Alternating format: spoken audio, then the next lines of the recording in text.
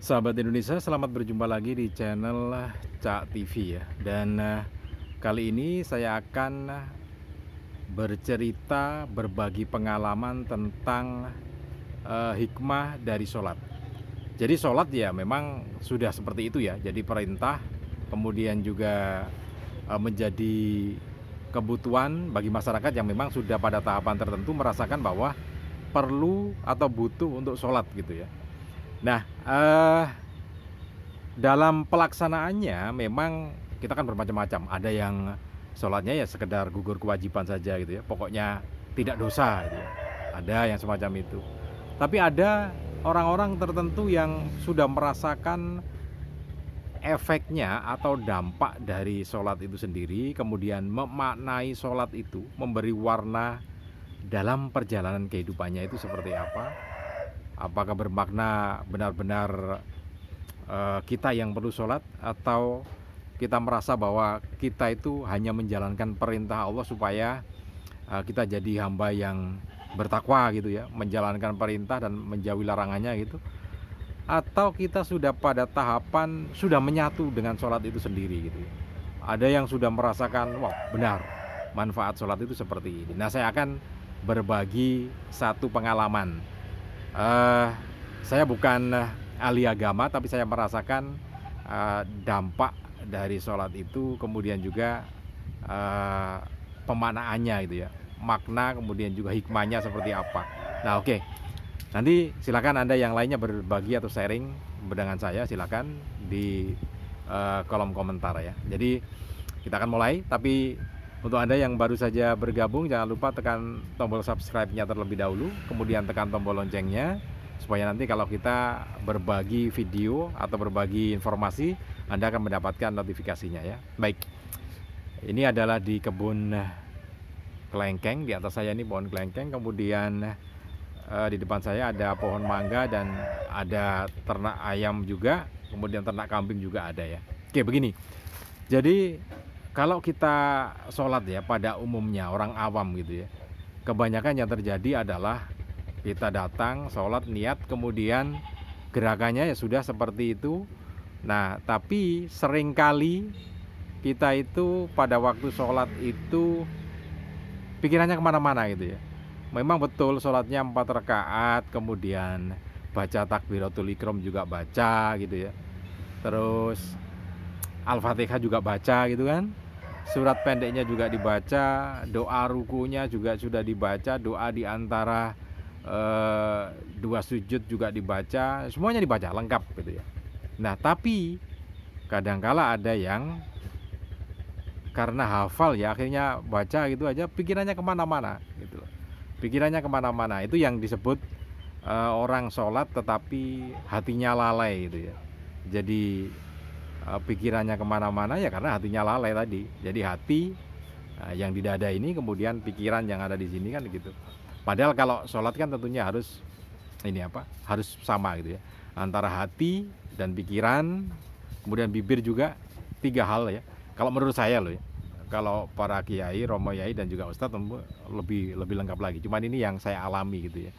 Jadi bibirnya mengucapkan Al-Fatihah, tapi pikirannya entah kemana gitu ya. Sehingga berbeda, hatinya juga berbeda. Padahal kan antara bibir, hati dan pikiran kan harus sama, 3 hal itu gitu ya. Nah,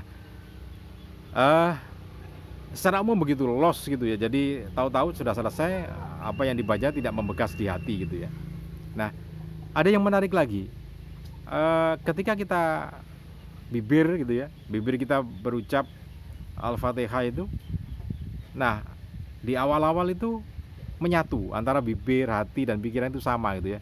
Artinya bibir mengucapkan Alhamdulillahirabbil alamin, kemudian pikiran juga sama Alhamdulillahirabbil alamin, hati juga sama, berkomunikasi dengan Allah Subhanahu wa taala itu ya. Nah, tapi kemudian pada pergerakan berikutnya, setelah kita berdiri kemudian ruku, nah seringkali pergantian itu karena pergerakan kan, ini kan gerak ya, jadi pergantian gerak, jadi dari berdiri kemudian ke ruku.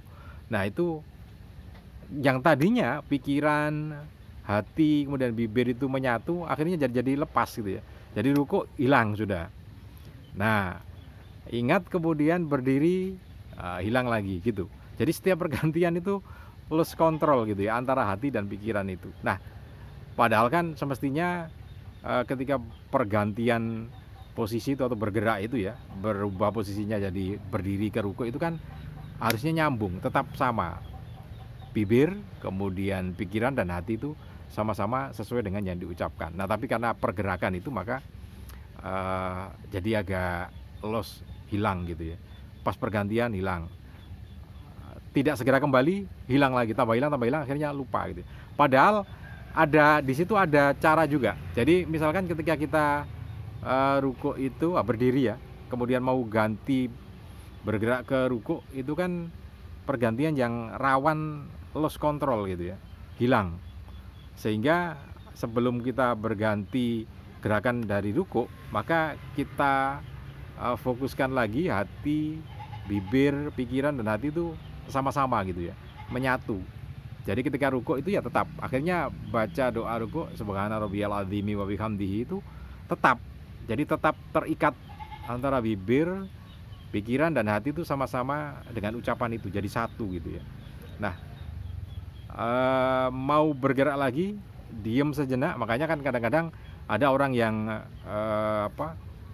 mau bergerak ke gerakan lainnya itu berhenti sejenak, menata hati, kemudian bergerak lagi, berdiri lagi gitu ya. Nah, setelah itu baca doa itu, sami Allahu liman hamidah rabbana walakal hamdu mil'us samawati wal ardi, terus lanjut gitu ya. Nah, ketika mau bergerak sujud itu supaya tidak lepas antara bibir, hati itu tidak lepas, itu ditata lagi niatnya. Nah, akhirnya sujudnya benar gitu ya. Sujudnya dengan benar dalam artian antara yang diucapkan bibir, kemudian pikiran kita yang kita sedang sujud, kemudian hati kita yang sedang sujud juga sama gitu ya. Sehingga nah seperti itu. Jadi setiap mau berganti gerakan memang harus ditarik lagi antara bibir, pikiran harus sama. Butuh waktu. Karena itu memang tidak boleh cepat-cepat gitu ya. Meskipun ada juga yang cepat-cepat dengan alasan supaya hatinya tetap terikat dengan Allah gitu ya. Ya monggo. Cuman ini saya yang fakir ilmu mengalami yang semacam itu gitu ya. Supaya tetap fokus itu harus agak berhenti sejenak, kemudian mengatur hati, mengatur bibir dan pikiran, kemudian bergerak lagi yang berikutnya. Nah, seperti itu insya Allah bisa jadi khusyuk gitu ya sholatnya. Jadi antara bibir, hati terus mulai dari awal takbiratul ihram sampai assalamualaikum warahmatullahi wabarakatuh kanan, kemudian assalamualaikum warahmatullahi wabarakatuh kiri, itu tetap terkonsentrasi gitu ya. Ya, saya juga tidak sehebat itu, tetapi itu pengalaman yang saya bagikan. Mudah-mudahan teman-teman yang ini juga itu bisa lebih baik lagi ya. Nah, terus apa maknanya kan gitu ya? Untuk apa gitu? Seperti itu. Begini. Jadi sebetulnya itu kan kita ingat sama Sang Maha Pencipta atau Gusti Allah itu kan tidak pas sholat, tapi setiap saat selama 24 jam kan begitu. Nah, teman biasanya itu tadi ketika kita katakanlah dalam kehidupan sehari-hari gitu ya. Jadi ketika kita habis sholat gitu kan mau makan siang katakanlah. Nah, itu kadang-kadang lupa gitu ya. Nanti berubah lagi bekerja, lupa lagi. Kalau pas makan siang lupa, tidak bersyukur gitu kan, lupa. Ya sudah lupa gitu ya. Nanti dari makan siang berubah jadi masuk kerja siang kan, habis istirahat kerja ya. Lupa lagi. Nanti menjelang asar juga lupa lagi, terus lupa. Nah, tapi kalau kita sudah belajar seperti tadi itu ya, belajar ini ada sebentar, ada hewan yang lompat dari kelengkeng, kayaknya bunglon. Iya, bunglon itu ya. Oke, kita mulai lagi ya. Jadi sholat yang tadi kita atur semacam itu kenapa begitu gitu ya. Ya, kalau kita sudah terbiasa seperti itu, maka itu kan prototipe gitu ya. Nanti pada kehidupan sehari-hari, kesehariannya kita juga akan seperti itu. Berganti kegiatan kita akan ingat dengan mengucap bismillahirrahmanirrahim gitu ya. Nah, setelah mengakhiri satu kegiatan itu, alhamdulillah. Nanti kan berubah lagi kegiatannya apa. mulai lagi bismillahirrahmanirrahim lagi, kemudian membaca alhamdulillah kita selesai. Nah seperti itu. Jadi sholat memang harus seperti itu. Kita ini kan bukan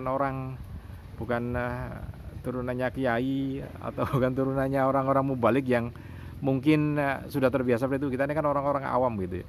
Nah tentu butuh effort untuk tetap fokus ritual ibadah, tetapi bukan hanya ritual tapi juga aktualisasi dalam kehidupan sehari-hari gitu. Bisa sama dengan ibadah, karena kan memang apapun yang kita lakukan kan ibadah, dengan catatan sholatnya lengkap kan gitu. Sholatnya kan 5 waktu, sehingga yang berikutnya adalah ibadah. Nah kalau sholatnya kita khusyuk, maka kegiatan keseharian juga menjadi ibadah yang khusyuk gitu ya. Jadi setiap pergantian kita fokus dulu, menarik hati, pikiran untuk melakukan sesuatu dengan bismillahirrahmanirrahim, insya Allah nanti jadi ibadah. Kemudian disyukuri lagi setelah selesai, alhamdulillah gitu kan.